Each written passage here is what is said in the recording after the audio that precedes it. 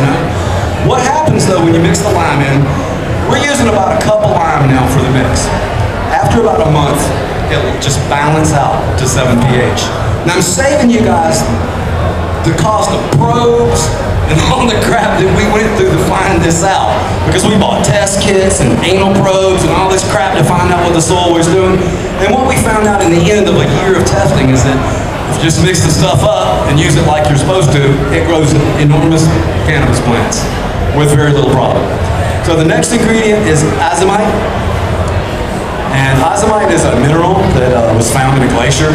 And when the guy fed it the chickens, the shells on the chickens got really thick. And they use an amazing array of agriculture and horticulture. We notice the plants just seem healthier, hardier, and any trace minerals that are missing, you know, I kind of call it the salt and pepper in my stew. It's that last little bit. And then one of the other ingredients is a little humic acid, powdered humic acid. You know, there's fulvic acid and there's humic acid. Why do I use humic acid? Because some grower that's been growing pot for 40 years gave it to me and told me it's the bee's knees. And I started using it. And, you know, I don't have any kind of clinical results that it's better with humic acid or not as good, but we all know the benefits of it. It's very inexpensive, so why not use it? So this entire recipe will cost around $300 for a full year of growing. So for $300, you can mix up about 4 garbage cans. Included in that cost is about 8 bags of the base soil, because you got to have that around when you transplant. And many of us here simply do what I'm fixing to do with the super soil and put our plants in it, and we just add water. The question I get more than any question is this one. Okay, Sub, what kind of nutrients do you use? Are you not reading the article? We just use water, you know? What about bushwhacker, bud screwer, this? I said, dude, I just use water. Because I feel that as the plant fades, and I mean, you guys have seen my pictures, the purples and the oranges and stuff. I'm not doing that with LED light. I'm doing that with the natural fade of the plant. So I am not dissing hydro growers. I know guys that grow hydro that grow some of the best pot, and they have plants that make mine look like frickin' midget plants, okay? But I don't really like the taste of those plants. Because unless they're really good craftsmen, they're being pushed too hard. They're running their nutrients too long. They're trying to get too much product out of it, because let's face it, you know, the stuff's worth money, or either we owe our patients, or either we're out of weed, but we're trying to push it to get as much as we can. But I have found if you push it, your product is not as good. And y'all won't laugh, I've always thought this was funny, but when you finish a plant, it should look like you put it in El Camino and drove through the fucking desert. The leaves should be all twisted up. They should be orange and yellow and purple. And that's what makes the best tasting smoke, in my opinion. Everybody talks about that white ash, you know, and that is important. But if it's just because you flush the shit out of the plant, but the plant's still green, then I'm not sure you experience all those terpenoids and stuff. I want to put this down and do this real fast, okay? I wish I had a piece, but just kind of bear with me. I can talk really loud without this thing, though.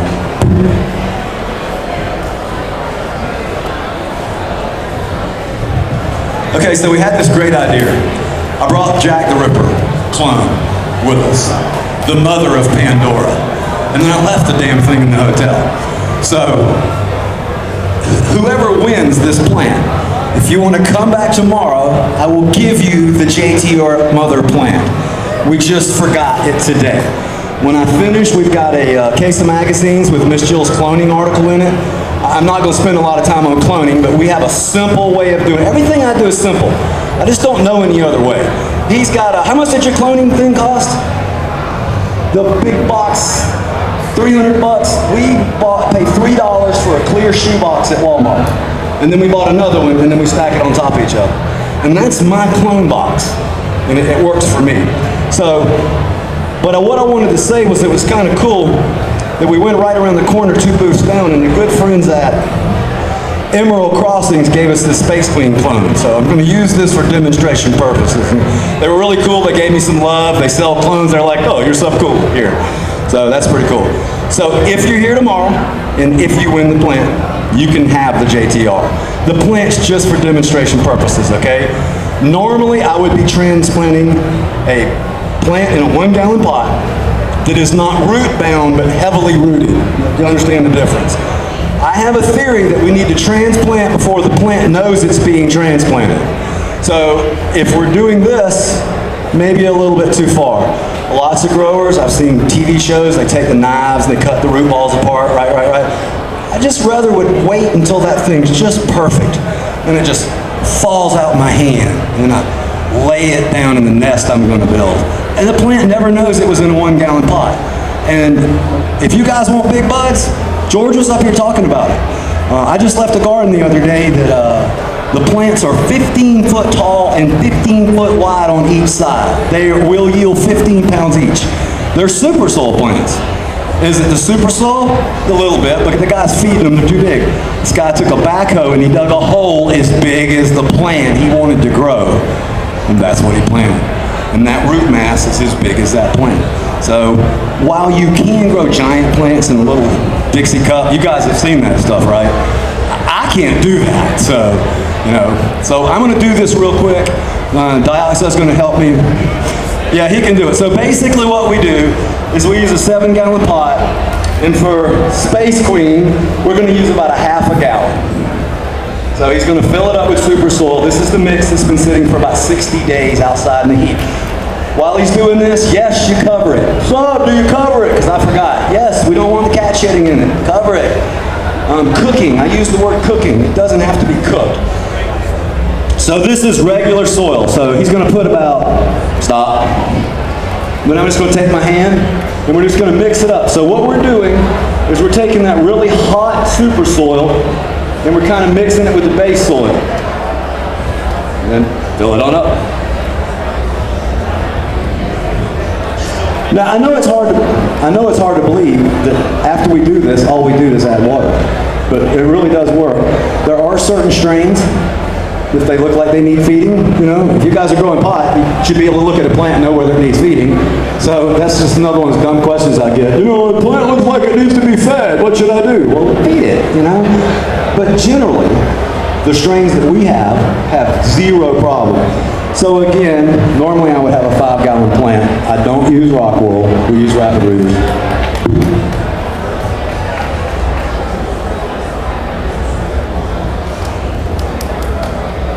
So that plant right there, I will veg that plant for 60 days under 1,000 watt metal halide light. After it roots, normally I would be in this 1 gallon pot, okay, that I'm supposed to bring tomorrow. I would have already topped the plant. So once I top the plant, it'll develop 2 shoots. Everybody understands that. Most plants will develop 4 shoots with little training. So we grow this plant to it's about this big. And it's got 4 arms. We tie the arms, see the little holes in the bucket right here? We just hook it here, tie them down. So that plant, once we get to that stage, we load it into a bud room with CO2, just giving it water when it needs it. And he's getting 9 ounces per plant out of this, just adding water. So it takes the guesswork out of it. It's really nice if you're, how many caregivers we have in here? Caregivers? So if you got patients, you just drop this off to their house. They water the plant every 3 to 4 days. At the end of the time, they have their own medicine. It's organic. It didn't cost us a lot of money. We can either reuse it by inoculating it. I have not figured that out yet to my satisfaction. So we pour it back on Mother Earth. Ooh, it's 30 bucks a month, a cycle that we're throwing down, you know. So that's basically my thing on super soil. There's a mic here. Let me see something.